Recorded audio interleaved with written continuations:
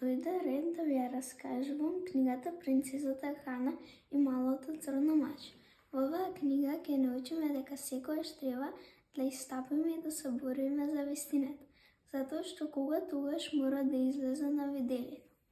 Главен лик во оваа книга е принцезата Хана и девојчињата од совата на лилјаните. На првиот ден сите беа толку возбудени што не го слушнале звончето кој ги вика за доручак.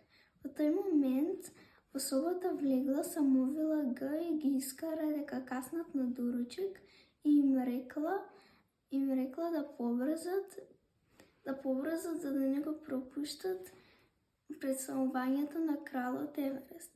Сите како се симнувале по скалите, слушнале едно многу сладко мјаукање на едно исплашено маче и како гледале наоколу, видела на еден многу висок шкаф едно сладко црно маче со големи сини очи.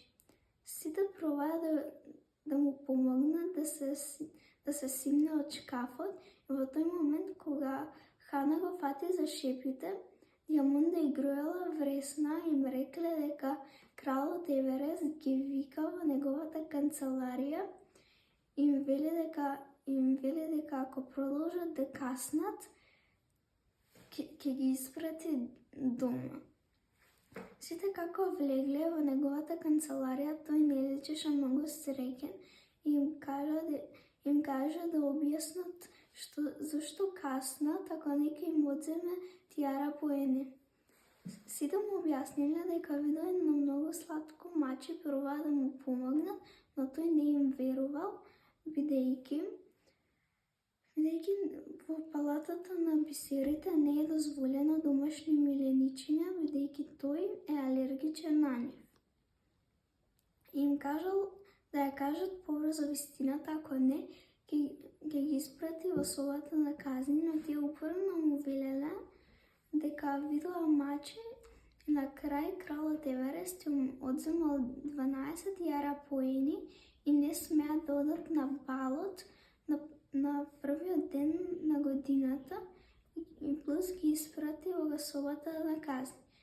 Девојчињата како влегле во собата на казни, разбрале дека и наставничката внатре знаела дека они каснат и ги прашала зашто каснат и они упорно им велеле дека видел едно многу сладко маче. Сите верувале дека Самовила Г ќе влезе и ќе им верува дека виделе маче, но на нивно изненадување, Самовила Г кога влегла во собата, изгледала многу голема, бидејќи секогаш кога е лута, се зголемува.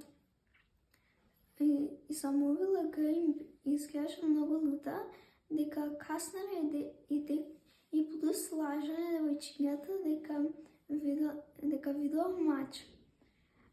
Сите уверено им велеле дека навистина видел маче и во еден момент Хана стана, ја истурка Самовила Г и отиде да го најде мачето.